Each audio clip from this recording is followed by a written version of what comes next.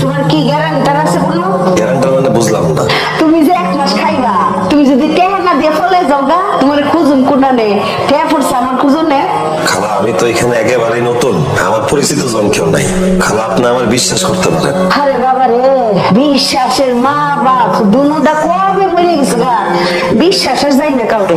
তুমি যাও বাবা। আম্মা তারা দেখে কিন্তু ওই রকম মনে হইতেছে না, আর তাছাড়া হাতের 5টা আঙ্গুল কি সমান হয়? খাইতে দাও। আপনি কি আজকে খাইবেন?